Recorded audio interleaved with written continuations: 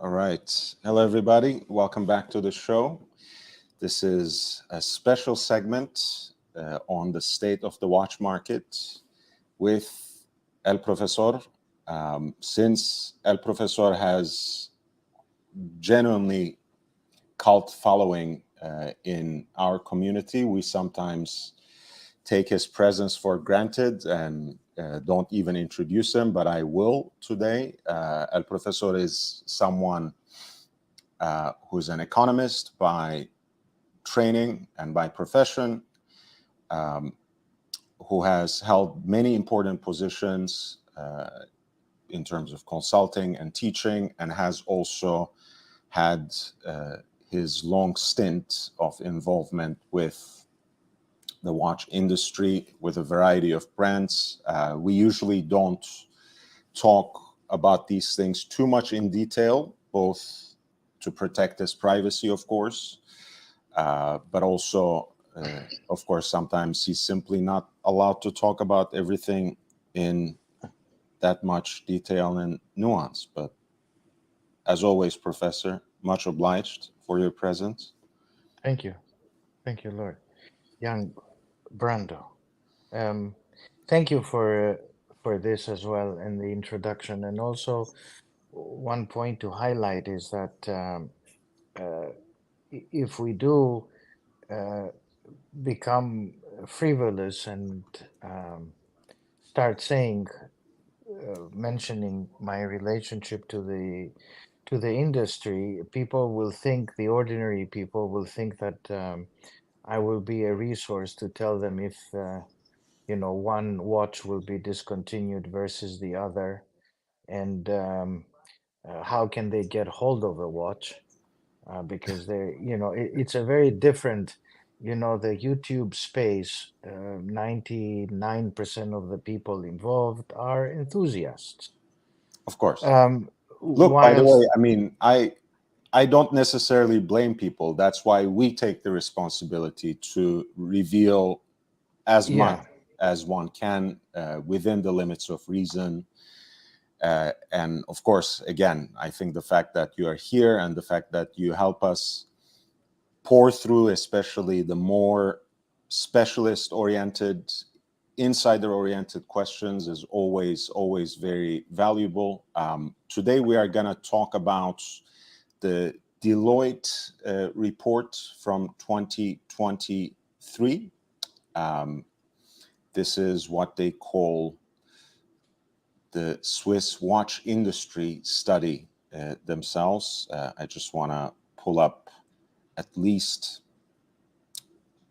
the cover page, which it turns out is an AI generated image, or at least the base image was generated by and AI and then edited to current form, which we might get to later on.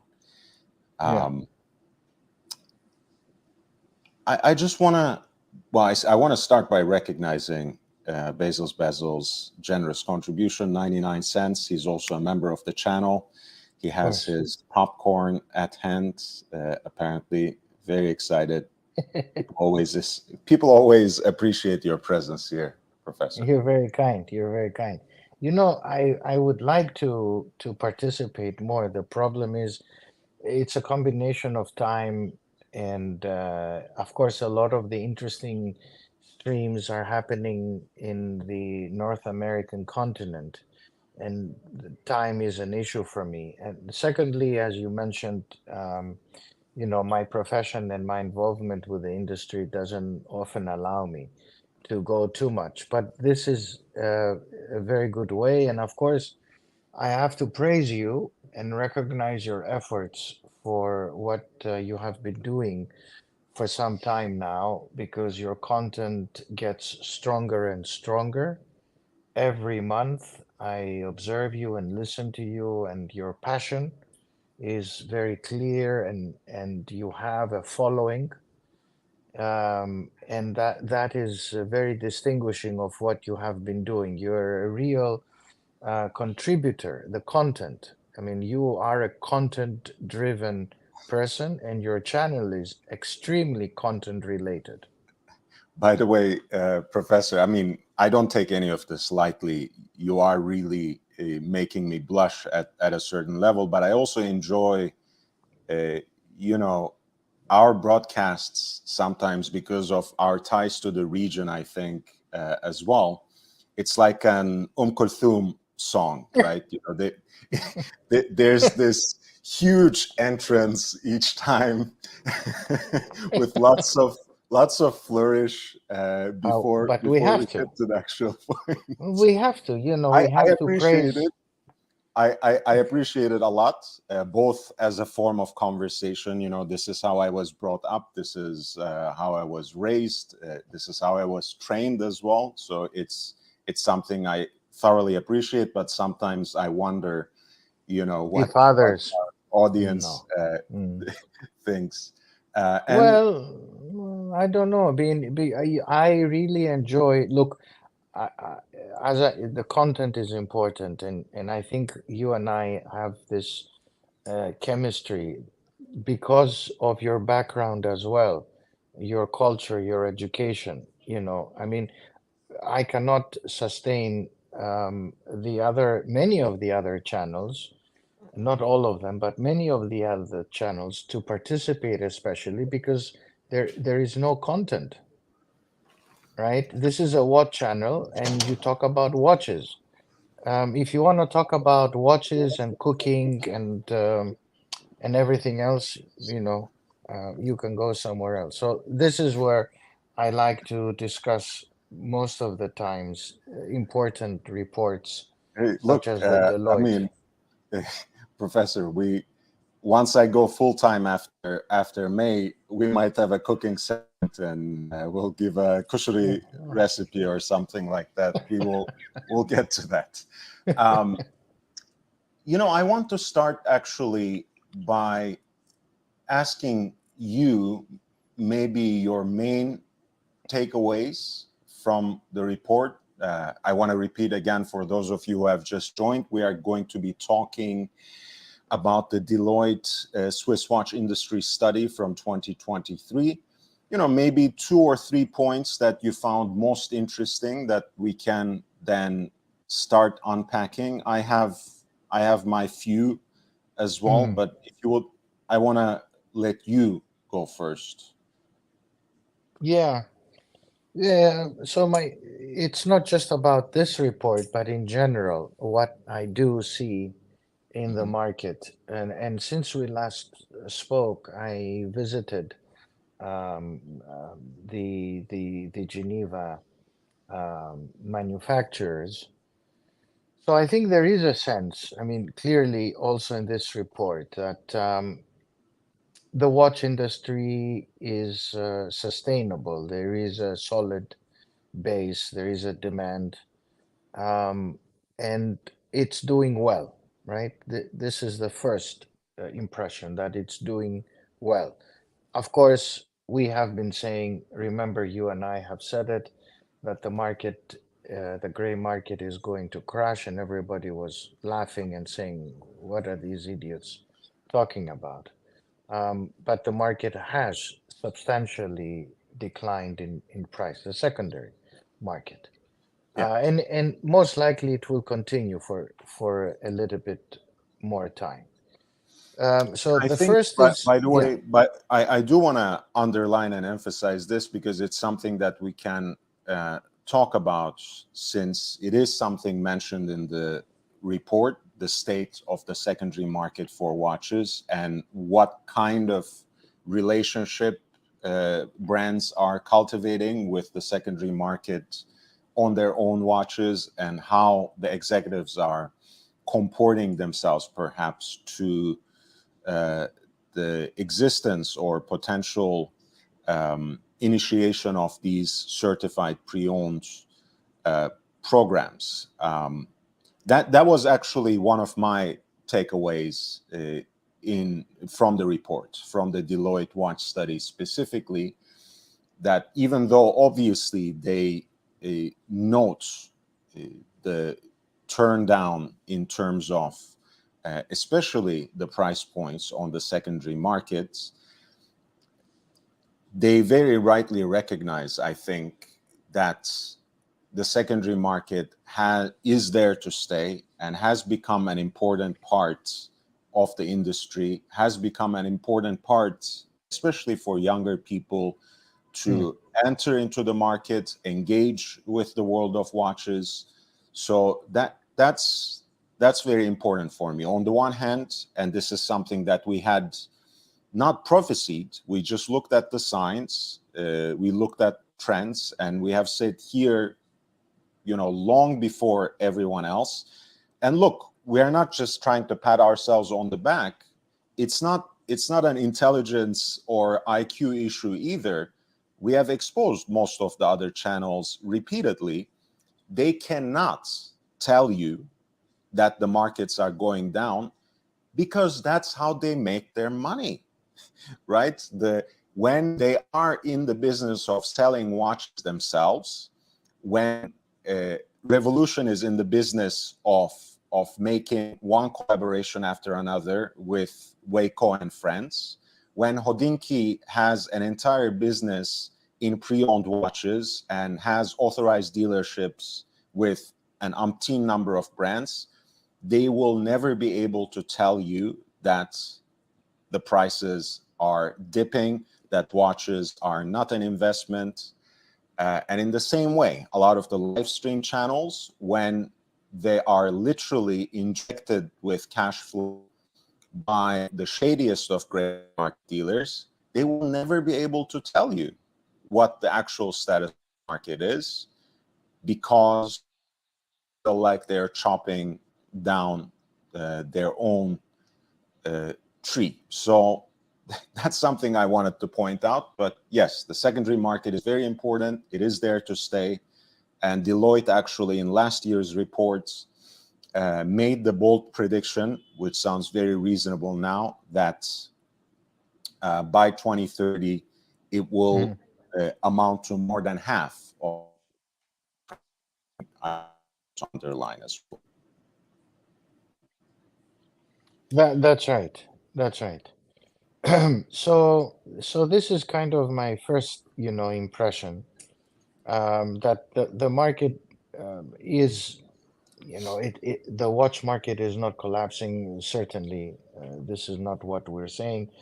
It is there, but of course, there are certain characteristics that are driving prices down in the gray market and is making the industry a little bit self-conscious. Um, and of course, they go into discussing the challenges of 2022 and 23, which have to do with the energy crisis, stock markets, the cryptocurrencies falling, and the general sense of higher interest rates and all that. May I butt in here as well, just Yes, of to course, please. also, in way of clarifying the methodology, so to speak, of the Deloitte study. Um, it's actually fairly balanced, right? As long as you don't take everything on face value. I really appreciate the fact that they survey, on the one hand, consumers Hmm. quite extensively, thousands of them in different markets, that includes not only US, Europe, UK, and China, but also India and beyond. They also interview and quite extensively, it seems, even though it is in the form of survey questions, seemingly for the most part, the industry executives as well. And I think it is important to uh, know what the industry executives, what those people who take the important decisions, at least in the short term, think, even if we don't necessarily have to take everything they say at face value, especially if we don't treat everything that the brand executives say as some sort of gospel. So I do appreciate Deloitte for that. It makes for a very balanced breakdown of I how to agree. understand the market. Yeah. No, I agree. I agree. And so I think the macro picture, they portrayed it quite well, the concerns, and then of course some of the things that are happening now are beginning to produce some light at the end of the tunnel. But I will argue as an economist um, that just because the Federal Reserve decided not to increase interest rates, it doesn't mean that interest rates are going to go down very soon. And it doesn't mean that suddenly demand is going to pick up. And this is an important point that I want to highlight Mhm, because for a long time, the the clowns of the YouTube industry have been talking about um, wishful thinking of the Swiss, which is that suddenly they're going to increase production just because there is demand, and this is the most foolish thing I've ever heard in the 25 years I've been observing the industry. mhm. Um, None of the big producers are increasing numbers. Yes, and the report does reference um, to that effect that there are improvements and there are changes to the industry. Certain companies are um, expanding their facilities, but this is an important issue. They're not expanding their production. Production is increasing organically, but Rolex is not going to produce in 2029. Well, actually 31 when their manufacturing facility comes online Mm. in Bulle. They're not going to go from 1 million to 2 million or I, 1.5. I want to, yeah, I want to actually touch upon this as well. I think, look, when it comes to the heritage brands, the leading players in the industry, ramping up their production, whether we are talking about Rolex, Patek, AP, Vacheron, uh, or any of the major uh, moving pieces of the Swatch group, from Longines to Omega to Swatch itself and beyond. I think the real effects, like you implied, Professor, of that increase in production is usually felt a decade, sometimes two after, right? For Yes. example, it's undeniable Hmm. that the kind of role they play, and in terms of the kind of role they play, and in terms of the number of watches they sell, in terms of the kind of revenue they generated, AP and Patek have been transformed. Um, but that was a process that took decades. Um, so AP of early 2000s or Patek of early 2000s is very different from Patek of 2023, and the fact that they Yes. ramped up the production quite significantly has something to do with that. But these are questions that we can really only um, start making sense of maybe by 2030. So I do want to co-sign what you said there. Corrado Galizia 199. Thank you so much, Corrado. Nice to see Thank you, you. and El Profesor. Thank you. Uh, Yes, yes, you're right. You're right. And the report makes an interesting case to the for the reasons, some of the reasons why they cannot suddenly expand, which are there. We have talked about them, but they mhm. do reference them. And one issue is personnel. There are limited. watchmakers. We have discussed Mhm. this, but there is another issue, which is the industry depends on the suppliers, the suppliers of different components. Now, there, when people think that Patek and AP and some other brands are totally producing everything in-house, um, they should go back to kindergarten and start school again. I do Because want to I do want to mm, highlight that was my second takeaway and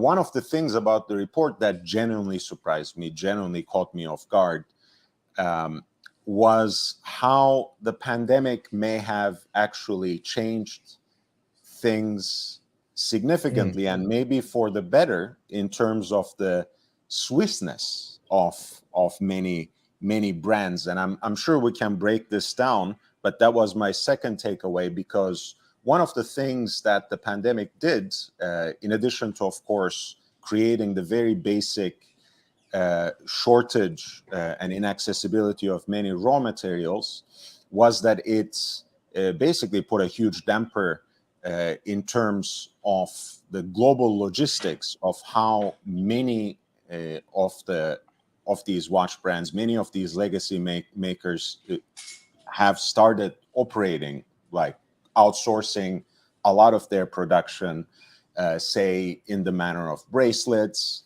mhm, sometimes even mhm. cases and dials, to far-flung countries that had nothing to do with Switzerland or the Swiss tradition or the tradition of making mechanical watches as we understand it. The pandemic was a wake-up call for many of those brands who now see themselves for the foreseeable future investing heavily, as you mentioned, in not only their own manufacturers, because it's simply impossible to make everything yourself, but they're either establishing with shared stakes with other Mhm. partners, other brands in the industry, new manufacturing facilities, or buying stakes, injecting cash into existing manufacturers of movement makers, of dial makers, of case makers, of bracelet makers, of gem setters, so on and so forth. I mean, two important things that examples we can quickly give is Patek buying a significant stake in Salanitro, for example, or Yes. was it Salanitra? I'm sorry if I'm mispronouncing it, but that's the basically the premier gem setter in the industry that also does a lot of work and will continue to do a lot of work for Audemars Piguet, Rolex, and many others.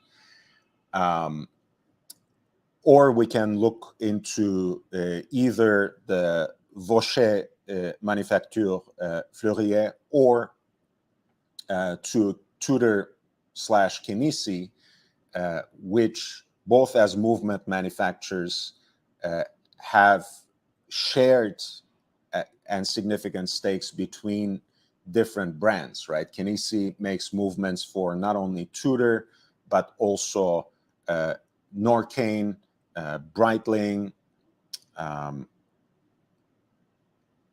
Chanel, uh, and then in the same way, and Chanel owns a stake in Kinesi as well, in addition to Tudor and others. And then when it comes to Vaucher, of course, it's makes basically the entire range of the movements for Parmigiani Fleurier at this point, but also the in-house movements for Hermes, which owns a stake in this company. That's right. And so, um, I think the report highlights these issues. Of course, this one other part that I found interesting that they are referencing once again is the point about the small manufacturers, the small participants who, because of the recent frenzy, became very important for the collector. They received acclaim and recognition, but also they are the ones who are suffering from this sourcing of suppliers, watchmakers. Remember, Switzerland is a very small country, Mhm.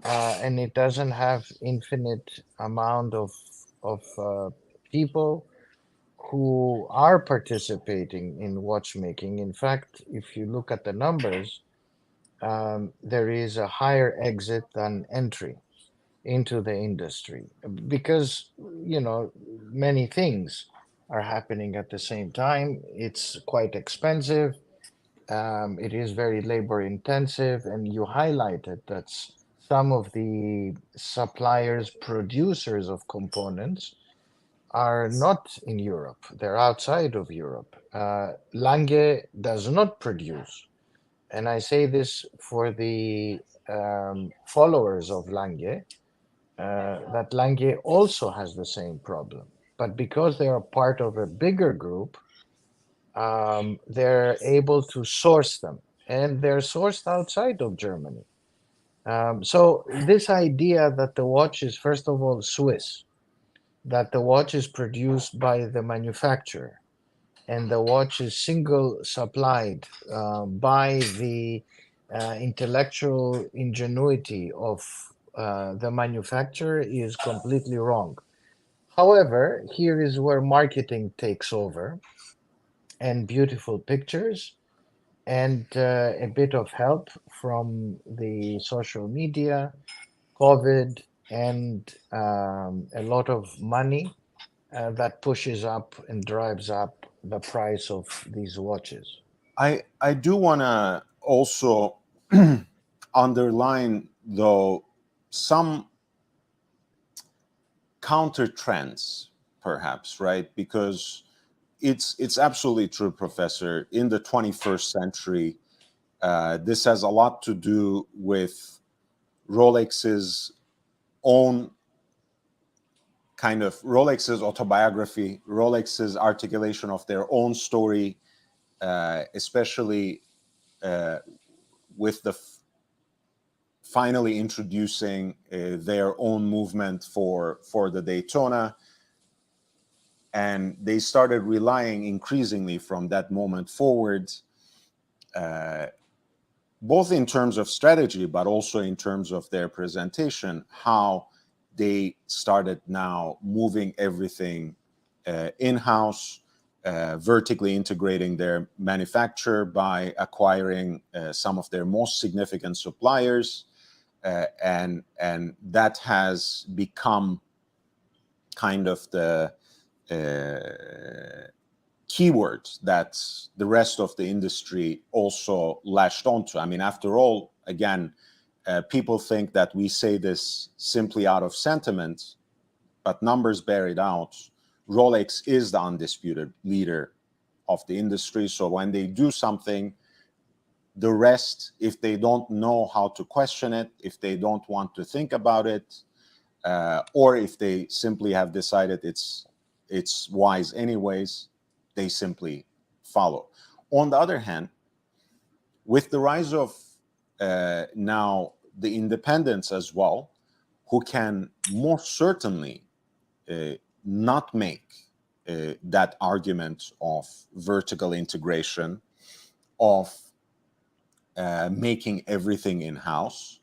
Of course, we are not talking about George Daniels and the method he presents in watchmaking, which I think nowadays from living watchmakers is probably not implemented by more than Roger Smith and a handful of others who may have already retired.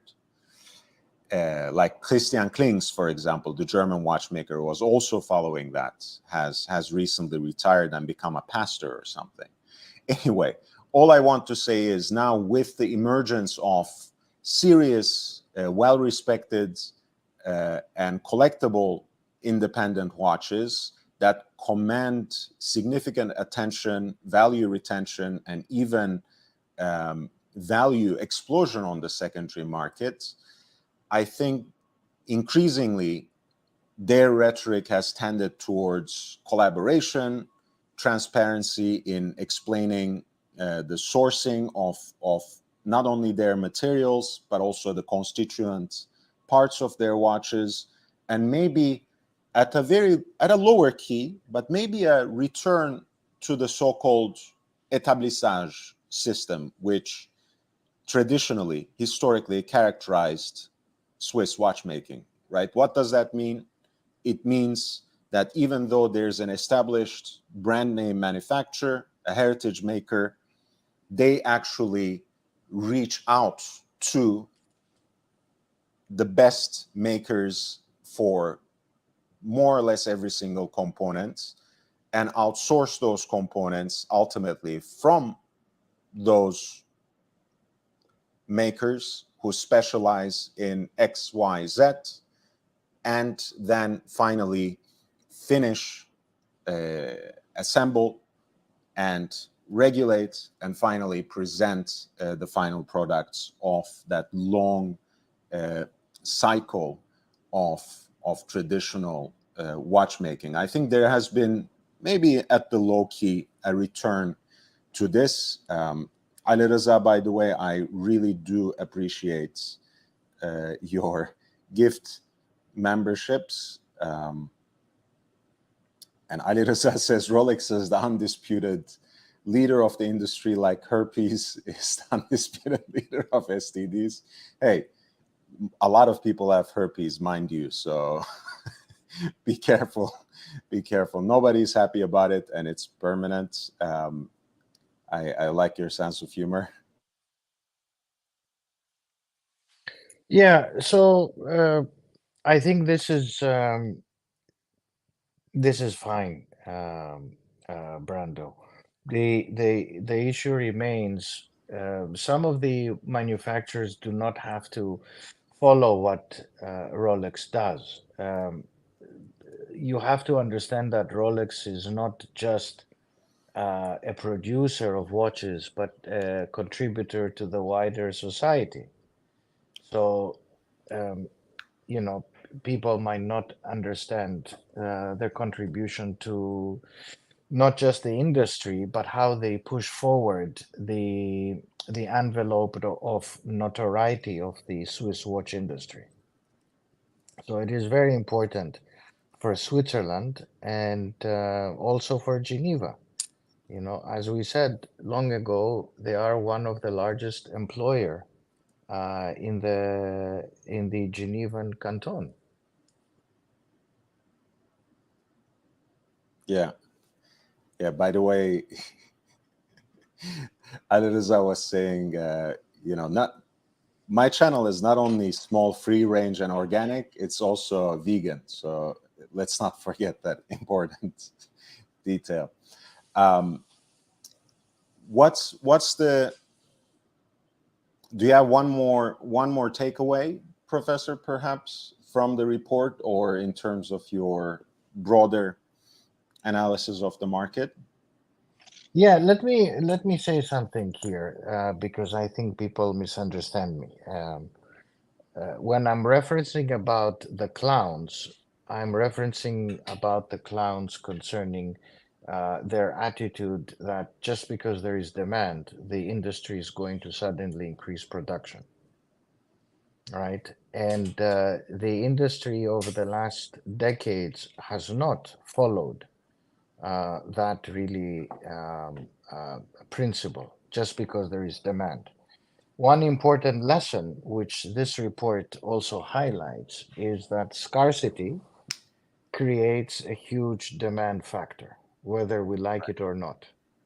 And people suddenly are attuned to the watch world because of scarcity, whether we like it or not. The more more scarcity you have in a good, the greater is the demand for that good. So that is captivating, and that was quite clear with the recent crisis, with COVID, where they were taken by surprise, and as a result, they, I think, decided more or less that definitely they will not listen to the market. Although there are times when they do listen to the market.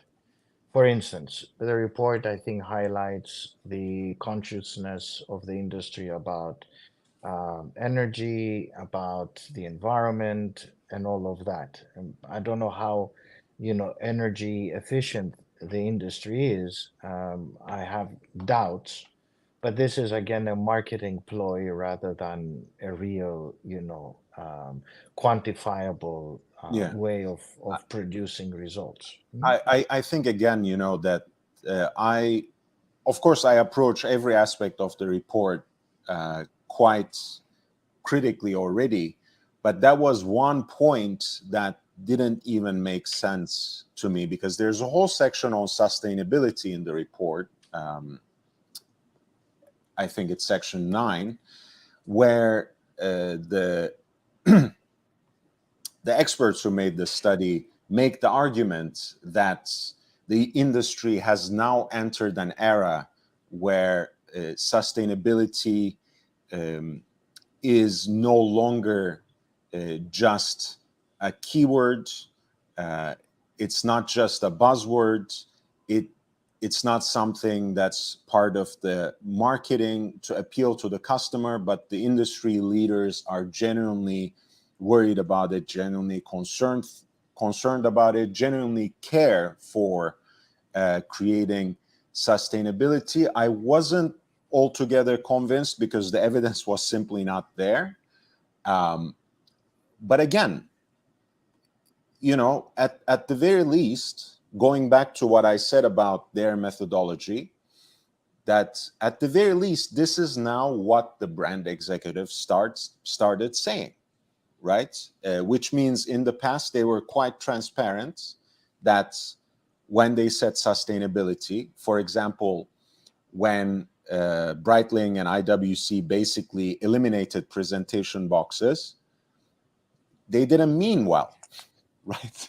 They didn't actually mean sustainability. They were just minding the bottom line and were trying to impress customers. Mm. I guess now they actually mean it. Yes. They actually are more thoughtful about it. Maybe they want to implement uh, the kind of strategies that will go beyond window dressing and go beyond impressing perhaps one or two environmentally conscious customers. And if I may add one more thing is, I would say in a roundabout way um, that there are two ways that the brands are participating in actually initiatives that relate to sustainability and circularity, whether they intend to or not. Mm.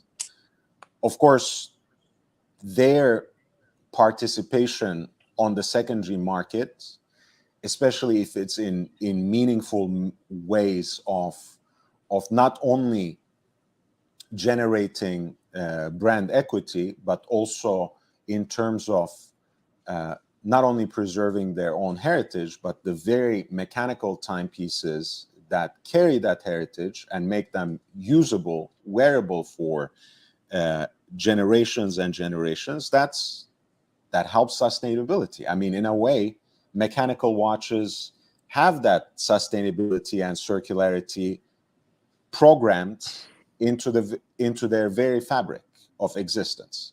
So that's one way. The second way is, of course, that they actually have pulled back from this global dispersion and are focusing on creating the best ecosystem possible in the long term uh, for manufacturing watches from A to Z Mm. in Switzerland. Now, I'm not saying that, I'm not going to buy into that 100%, but I do think that they have learned an important lesson during the pandemic lockdowns. and that they are trying to at least scale things back to the European continent in terms of how they manufacture watches, which I think is also much more sustainable than creating all these networks for logistics that sprawl around the world. I think that's much more reasonable and responsible. And I do want to actually, now that there's some talk about it in the chat as well, Professor, I want to address something you said, and this was not necessarily one of my takeaways in the report, but that's why I have you as my illustrious guest. The personnel, right? The needs that never goes away, and that in fact consistently intensifies of competent watchmakers. Because the report says, to a large extent, the shortage of raw materials that was caused by the pandemic crisis was mostly transcended. They also say, maybe not in the short term, but mid to long term, in terms of the investments and expansions in terms of the manufacturing capabilities of both the brands themselves, but also the smaller parts manufacturers that service those brands. The industry also seems to be in a good state going forward, at least. But that one question remains, it's the Damocles' sword hanging over the industry. There is a shortage of competent watchmakers. How do you think they can address that problem, and how can they continue to train and retain watchmakers? It's very easy. Please.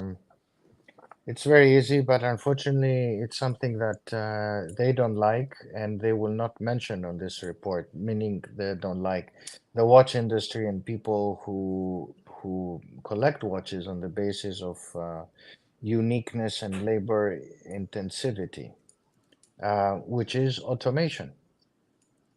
Rolex is very automated. Patek the same. Audemars is getting there. Vacheron as well. I mean, let's not beat around the bush that automation is going to transform the industry in the next 40 years, because they will solve the problem of labor. The same with the car industry. 60 years ago, 50 years ago, automation, robotics have transformed the way these cars are being made. Yes, still there are some brands, and still there will be brands, but automation is going to sort out this problem. And they cannot highlight this in the report. One, because it is a forward-looking report and the executives might not mention it, but all of them are looking at really automating in order to solve some of their problems. The challenge is, how do you sell a product which is, X amount on the basis of automation? And again, sorry to say, Rolex has proven that the manufacturer is nearly automated, but still people buy the watches. I think that's a great point, and that's something, again, that at first blush escaped my attention. And obviously, Rolex's story, especially in the 21st century, suggests one way out of it. I'll present not a counterpoint, but perhaps a complementary reading to what you said, Professor, because in the aftermath of the quartz crisis, at least in terms of their rhetoric, at least in relation to their storytelling to their marketing overall, the Swiss have managed to tell the story of a mechanical watch that's beyond precision in timekeeping, which is something that they had lost largely already to quartz watches. And suddenly the tradition, the craftsmanship, and the kind of handwork that entails, and the luxury aspects of the watches have started telling another story about the mechanical watch, which brought us, with some bumps along the road, with some ebbs and flows, to our present point, where whatever we think the future holds, we have a market on mechanical watches, and it is actually, when you look at the long term, quite healthy. At the very least, we can say they survived into the 21st century, which wasn't actually, which wasn't necessarily something that we could take for granted in the 70s, right? So that's actually a success story, and you're adding to that success story another one where Rolex, in fact, ramping up the production significantly and automating or automatizing a large portion of it, still manages to sell, and quite a lot of watches to add, by telling that story from the standpoint of luxury. But I think there is perhaps going to be a further segmentation in the market, right, where more and more brands, and perhaps one or two of the usual suspects, but increasingly the smaller brands, the independents, are telling another story that, in fact, really focuses on moving away from automation and emphasizing these artisanal and even untimely aspects of mechanical watches, right? And I have two examples for these very quickly. One is, of course, Recep Recepi, who makes time-only watches that look like they are from the last century, but are ironically called chronomètre contemporain, right? And then you have the Simon Brett, which seems to be the next big thing these days, at least. We are going into the GPHG, the big gala for the grand prize, where they might be awarded one of the important prizes. And his watch is called Chronomètre Artisan. And the story he tells about the watch is a story of survival, of how much he cares about the kind of artisanal watchmakers and producers that contributed to the making of his watch. Now, I feel like those compelling stories open up another path that will be perhaps a much smaller one in terms of its bandwidth, that will be perhaps off the beaten path. But I find in that continuing expansion and perhaps the future dominance of automation, I find in that story perhaps also some hope, where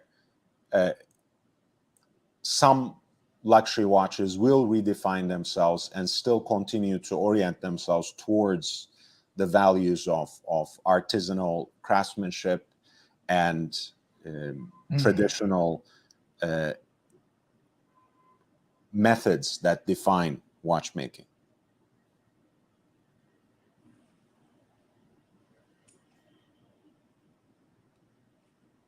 Very good. I have one more thing that I want to underline, unless you are too tired, Professor. Do you still have about 10-15 minutes to give me? Yeah, no, I'm fine. I'm fine. Okay. Because I want to make sure, I don't want to be disrespectful, of course, where you are. It's No, it's almost fine. midnight, It's fine. right? And if can other people join us as well Uh, to discuss, or this is not permitted? when it's the two of us, I usually don't Ah, you try don't. my best not Okay. to crowd the panel. So It I will be usually nice to have this if Mr. Hideaki is there, if he's the real Hideaki, he can join us. I mean, if he would like, I will just drop the link just for him if he would Yeah, like to or join. Ali Reza. He Of says he's course. not a big fan of mine, but it's okay. We welcome him. No, He's it's a okay, Professor. dear person.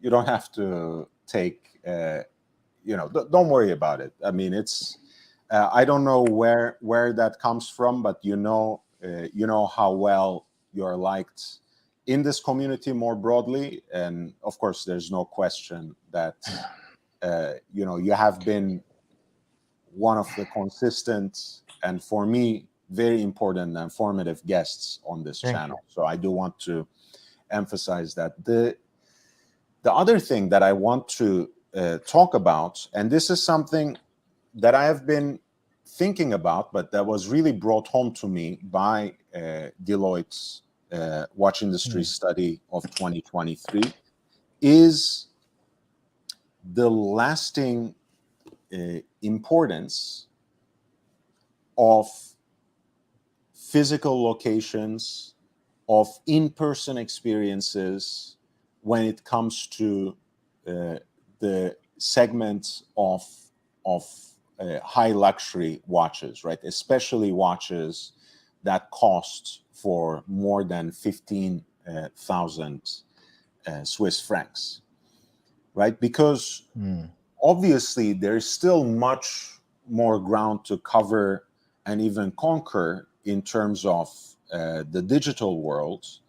Of course, the e-commerce revolution is here to stay and expand, right? There's no denying that more and Hmm. more people buy watches uh, online, whether that's through brands themselves or multi-brand platforms or marketplaces.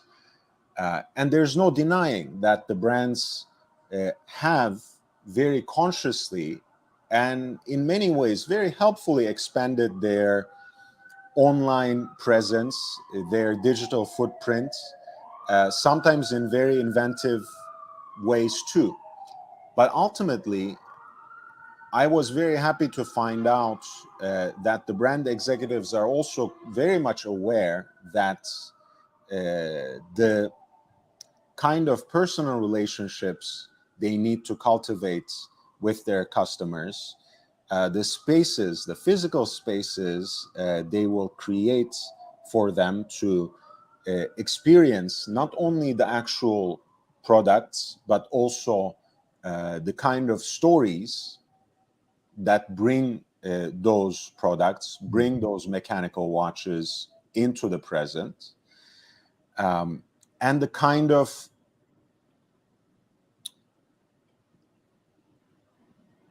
emotional relationship that people really uh, crave with all the different aspects of this experience. I mean, I was talking to a boutique manager of one of the Richemont brands recently, and she was telling me that when they had a collectors meeting with a watchmaker at hand, people were much more interested to learn about that person, the story of that person, the life story, the experiences, and everything that goes with it, and everything that brought that person into Hmm. the brand and working on watches, than this or that particular skill, right? And again, it sounds very compelling to me, and on an important level, very predictable, because that's how I look at life. But it's also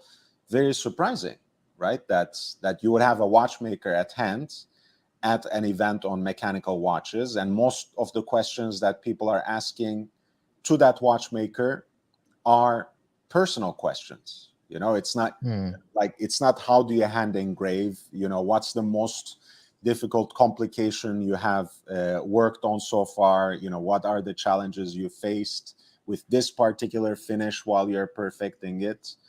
No, it's like, how did you become a watchmaker? Why did you become a watchmaker? Why this particular brand? mm, Why does it satisfy you on this personal and professional level, so on and so forth. So to me, that was my third and most important takeaway, perhaps, from the report. The state of the secondary market, which I think even with the price drops is still quite strong and is there to stay. The surprising turnaround in terms of the Swissness of the watches, with the post-pandemic environment, where the logistical nightmares may have woken up brands to kind of pair themselves back to the continent and to Switzerland mainly, rather than spreading themselves too thin and exposing mm, themselves to all these risks. And finally, and to me, again, personally, most importantly, this increasing importance of cultivating in-person, personal, and emotional relationships between brands, between watchmakers and uh, collectors. Of course, this is something that we uh, talk a lot about on this channel, but I was very happy to see that reflected, both on the side of the consumers and executives in Deloitte's mm. report as well.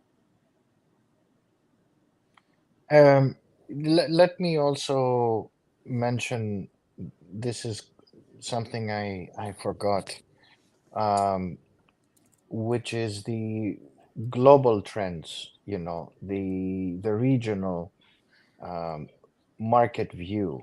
And Yes, from the report, um, which is on the second chart that we see, I don't know if you can pull it up, but of course I can. um, I think it's quite telling of what is happening. Um, and yes, for the collector, it might not necessarily be so important to look at this, but for um, the watch observers and analysts, and of course the manufacturers, this is a very important slide or chart. So clearly here, you see that China is not so important. It used to be very important, and suddenly, there is a quite of a drop from 2019 all the way to 2021, 22, and kind of a recovery. Mm. Um, this is coming from the published data from the Federation of the watch industry, which publishes both a monthly and a quarterly report, which is quite interesting. But I'm so yes, so happy go ahead. that you brought this up, Professor, because obviously before the pandemic, it was it was almost a self-fulfilling prophecy that China will overtake the US as the Yes, biggest global market for correct, mechanical watches, for luxury exactly, watches. Um, and it was a foregone conclusion at the time. And exactly. obviously, these data, as you mentioned, are of course significantly affected by the pandemic themselves and the continuing lockdowns, even in 2022, that China and Hong Kong especially suffered. However, um, that must have taught the brands a lesson Mm, in terms of, once again, I think, recalibrating their strategies. Because when I said self-fulfilling prophecy or foregone conclusion, I mm, meant it exactly in that way, right? If you do want to make okay, no one can produce these things by divination and sheer force. But if you True. do want to prioritize a certain market Mm, and grow it to a certain extent, as long as that market has the potential, has the demand for the kind of luxury products mechanical watches are, you can focus your energies on that market and produce miraculous results. But I think what the pandemic taught, once again, the brands is they can, when they just in a willy-nilly way exert so much attention onto simply growing a market due mm, to its sheer potential, they can expose themselves to all sorts of risks, geopolitical, global health related, so on and so forth, where they are suffering to an incredible level. So once again, I think they are still focusing on emerging markets like India, for example. That was another particular focus of the Deloitte report. But they're doing it, I think, in a much more conscious and responsible level now, where they don't end mm. up putting all their eggs into the same basket. And when they don't Yeah. do that, it stops being a foregone conclusion that China will overtake everyone. It will still be a strong market, it will still be an important market, but we won't be spending so much energy in realizing that potential, whatever it is, because it can come at the expense of so many other things and put the industry in another turmoil soon enough. Mm. Yeah, true. True. I think that there were a lot of wishful thinkers and people expecting that this will happen. However, there is a however here. If you add China and Hong Kong together, they are bigger than the US market. For So sure. it is still an important segment. But you mentioned um, India, and what is interesting about India is not only is it coming up, but they're coming up with big appetites. So Yes. their demand is not for the steel, watches that everybody wants to produce. They go for very, very expensive pieces, By and the way, that's when you mm, combine China and Hong Kong, beyond that also, again, let us not forget, we are not trying to minimize the importance of the Chinese market. Don't take us wrong, because the Chinese no, consumer also has an important share in the U.S. and U.S. and European markets too, right? Let us not forget that. But um, like you said, India seems to, of course, as an emergent giant that will be one of the handful mm, of top GDP countries quite soon. Um, like you said, there's not only enormous potential, but as the report highlights, a series of established networks already where the brands can actually use to satisfy some of this demand you have highlighted. And I really do appreciate that um, underlined something very specific, because yes, it does matter. In certain regions, there are preferences for, stainless steel watches. In others, people love gem setting, whether it's man's watch, unisex, or woman's. And in other regions, people just love their yellow gold, and that's just fine. Um, I and think what is unique about India, sorry to interrupt you, uh, Brando, India is a very interesting country because both genders have an appetite for yellow gold, huge appetite for yellow gold. Steel is for the poor people, right? In India, there is a huge appreciation for yellow gold for men, which in the Middle East is not liked, uh, clearly. and it's only liked by women. In India, you have a market that appreciates very heavy pieces with gems. You know, I can tell you that some of the big names um, do allocate special attention to the Indian market, which is up Mhm. and coming. Um, 20% of the sales of Rolex UAE go to Indians. Yeah, that's again, it's good to highlight these important um, things that can get lost in the noise, right? You know, there are a lot of Chinese customers in the U.S. and Europe, And and as there you are say, yes, a lot of Chinese. We have Indian, yeah, there are a lot of Indian and South Asian customers in the Emirates and in other parts of the Middle East, of the peninsula, so on and if so you forth. if you So, go to the boutique at Patek Philippe, the flagship in Geneva, um,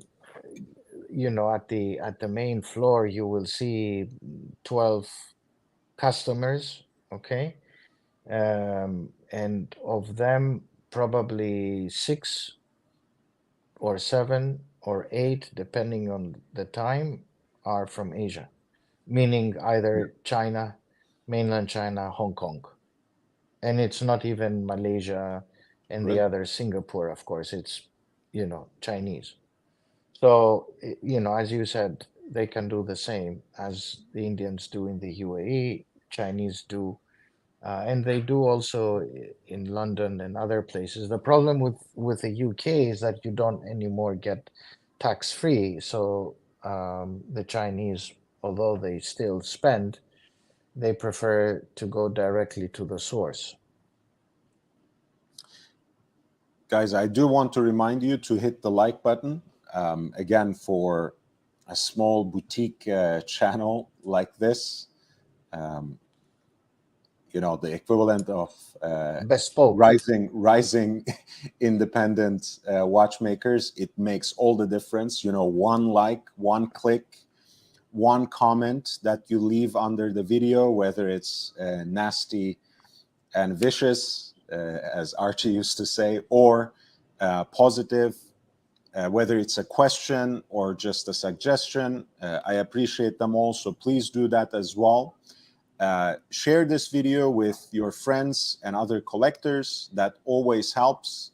If you want to support the channel in other ways, if you want to contribute, the links are there in the description. I, of course, appreciate Basil's Bezels and Corrado Galizia, who have given Thank you. super chats and super stickers, and Ali Reza gifted 5 memberships, which were taken up by Thomas Burnett, Neo, Turtle Knight, GD, and Bufaris, whom I want to welcome to the community. Um, there's a lot of exclusive content for them, but for everyone else too, there is an immense archive now of videos that focus on certain models and genres of watches that you can watch between 10 to 20 minutes. These kinds of interviews and special segments, um, and also, of course, the nightly live stream, which I try to make sure happens at least 5 times a week. Of course, Mm. the the plan is once again going forward, especially starting with May, when the channel goes full time for me. Uh, all of this will, I think, get to a new level. So if you do want to play a role in that, if you do want to participate in that, these memberships, contributions, and super chats will always play a role. You know me, what I get from the channel, I immediately put back. I put a lot of time and work into it. I'm not saying this to complain by any means. It gives me a lot of joy, and it would be nothing without your support and engagement. So I really appreciate you, and I hope it continues. Just make sure to share, invite other people so we can grow the community here. Professor, do you need to Do you want to add anything, either on the topic or anything else you would like to add? Say. No, no, no. I'm very grateful for giving me time, and thank you very much. And um, one day I'll meet your Japanese friend, if that's his name. And of course, Ali Reza, I hope to see him in your stream in the future. Of course, of course. I think, the You know more, what if what you I've know, discovered? the more you know the professor, the more you will like him. It's impossible, it's impossible to not You like know, the professor. I don't you accept know, it. it's okay. It's okay. Sometimes I find people are more passionate and not passionate, but they get offended when I talk about watches than if I talk about, other things that are quite personal. It's quite unique about this, on this, about the watch world. No, They that's find it, very, it's something quite unique. You don't find this amongst other collectors, stamps or cars, or they get mm, very offended if you tell them, oh, this is the view. And they all seem to have an opinion. Um, One can say it's the same for me, but they get offended easily. look. I don't have. I have to be honest. I do collect one or two more things, but I can't really profess a lot of information and expertise on any other collector communities. But I completely agree. If I know anything about watch collectors, they take things personally. Um, Emotions run But why? We wild, are so different. and We're, this is something for me that's a resource, right? That's the kind of mm, resource, in fact, on which I have built my channel, because of course, I don't want to rest on my own laurels. But yes, I do know a lot about watches historically and horologically. That's mm. fine.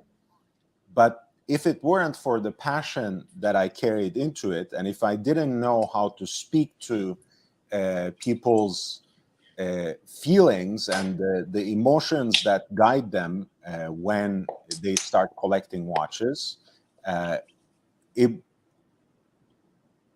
I could have barely moved the needle. So for me, that's a resource. For me, that's something I appreciate. And as long as we stay together, Mm. disagreements, small dislikes, and grunt, disgruntings. Sorry, my English is failing me at this point. They're completely okay. They're part for the course. Disgruntlements, yes. Captain, member of the channel, a member chat. The members only content from YB is well worth it, guys. Great information on a vast array of timepieces. Support young Brando. And Thomas Broadbent has a great recommendation for a new segment: banter and bracelets. That's great. Yeah, no, Memoir yes, collectors of please. rare books can be rather nasty, but yes, Mm. horology brings out the worst, laughing out loud. You know why I say this? Because um, I can say for some time at the beginning of my journey, like a lot of people in maybe this space, the YouTube space, where if you tell them, what are you doing? This is garbage. Get this, get that, and they're all opinionated. They all have a view, which is, yeah, you can say we live in a free world, although that's debatable if we live in a free world. But anyway, marketing has a lot to do with the free world. But now I can say that I'm more distant. I'm far more distant because I'm more on the other side, and also because I've seen so much of this, it doesn't move me, right? If somebody gets let's say a rare whatever, I say great, fine, fantastic. I don't. want him or her to feel bad, but at the same time, when you are closer to the industry than collecting, you kind of say, okay, I had enough, you know. No, it's a You delicate see what balance. I mean? It's Yeah. I know exactly what you mean, because I always highlight this is a platform for profound knowledge of and passion for wristwatches, but it's a delicate dance, right? Because the more you know, um, Yes, yes, the well the said. the That's more it.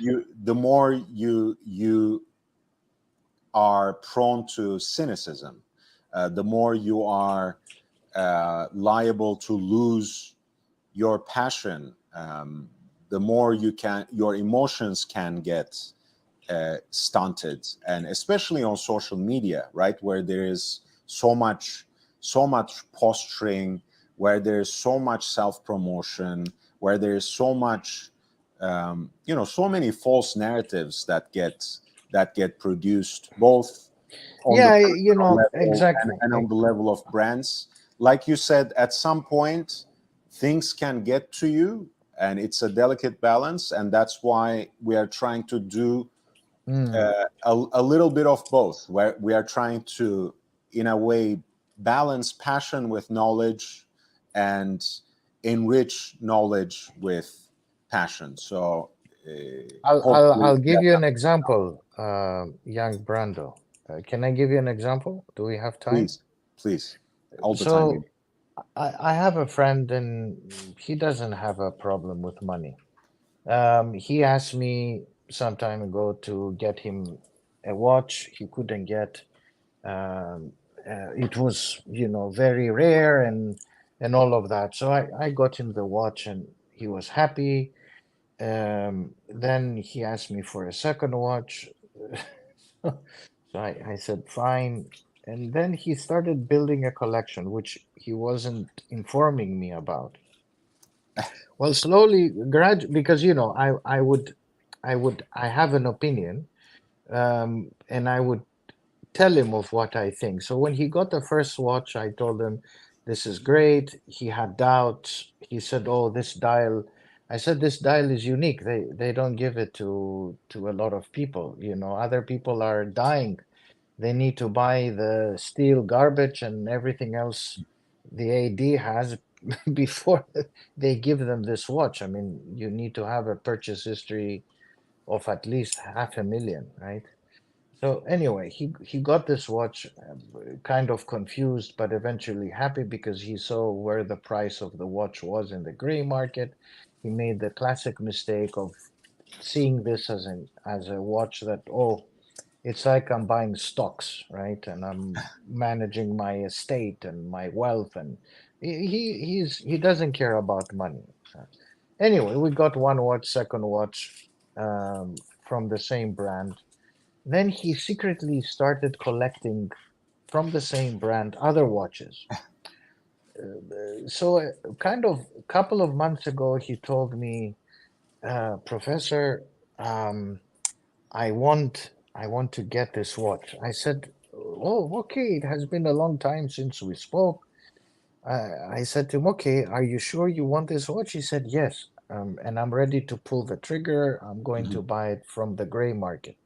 I Oh, well. said to him, you're stupid. You're really stupid, man. Don't buy from the gray market. You really want this watch? He said, yes. Okay, wait. I called.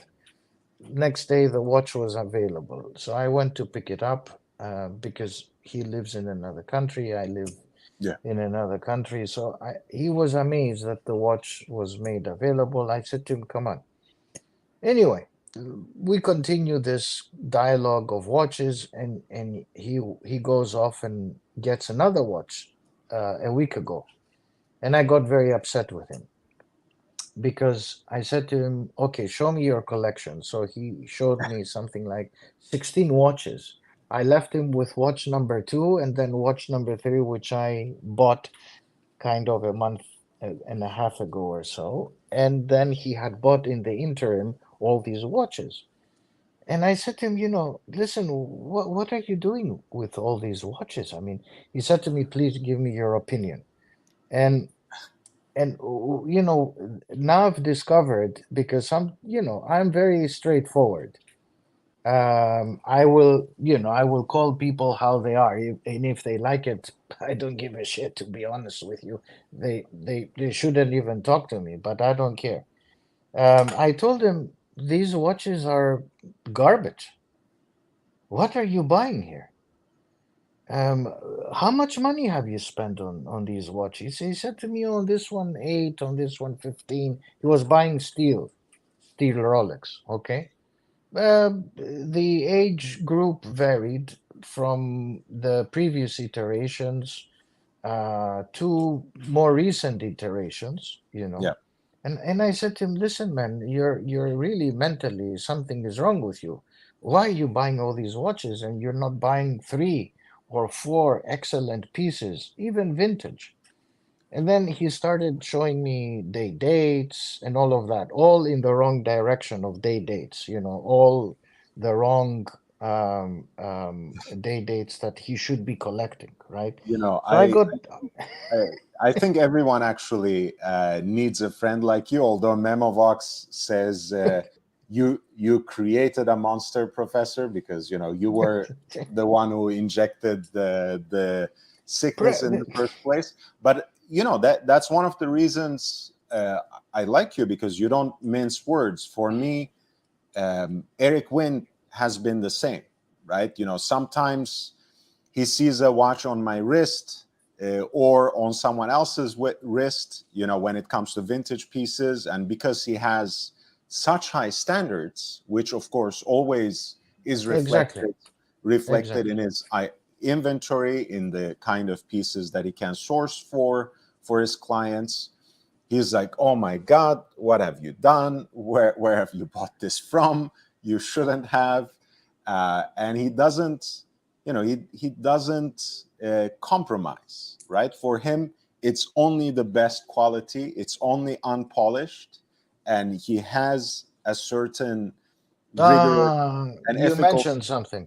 rigorous and Yes, ethical standards that he does not bend for anybody. And that's the important thing, right? If we can, all the standards that we impose or try to impose on others, and try to tell others in such forceful and emotional ways, as long as we can hold on to them ourselves, as long as we can aspire to them in our own life, I have no problem with it. So yeah. that's why I love Eric. That's why I love you. But sorry, you said No, you have the last thank word. you. I was gonna say, he went and bought a 1976 Pepsi, Okay. which is the year of it was the birth year, his birth year, and he said proudly, he showed it to me. I said, "Oh, how much you paid for this?" He said to me proudly, "Oh, only 17,000." I said, "What? Yen?" He said, "No, euros." I said, "Okay. I mean, this watch is polished." So back to your point, Eric's point, very correct, is polished. The dial was completely revamped. The Oh, hands were revamped. And I said to him, "Where did you buy this from?" He said to me, "Oh, from an Italian dealer." I said to him, "Come on, man. What are you doing? the, What is going on? Please the, call the young Brando." I gave him your details. And I said to him, please call him and ask him for direction, because your ship is sinking, my friend. Um, this is actually, this is a great way for us to tie up the loose ends and also close the show. We can talk a little more on the background, of course, but I want this to be, kind of safe for posterity, so it can be rewatched. When we go on for too long, Professor, sometimes people okay, no get problem. discouraged. No problem. Yeah. But that's also Eric's big pet peeve. People asking him for birthday watches. It's not because he doesn't want to cater to the special wants and demands of his clients, but he knows that that kind of obsession with some insignificant detail, and with all due respect, the production year, which you can only guess with, you know, incomplete certainty, let's say, when it comes to Rolex, is such a marginal aspect of the watch. When people obsess about something like that, they continue they forget prioritizing what they in fact should, which is condition, condition, condition. You know, if you don't want to get the watch, get the best watch you can afford in the best condition possible, and if you don't prioritize that, you will always be burned in on the secondary market, in the market for vintage watches especially, because as much as we pride ourselves on recognizing and respecting the emotional aspects of collecting watches, you should realize that there are a lot of people out there on YouTube, but especially on the gray market,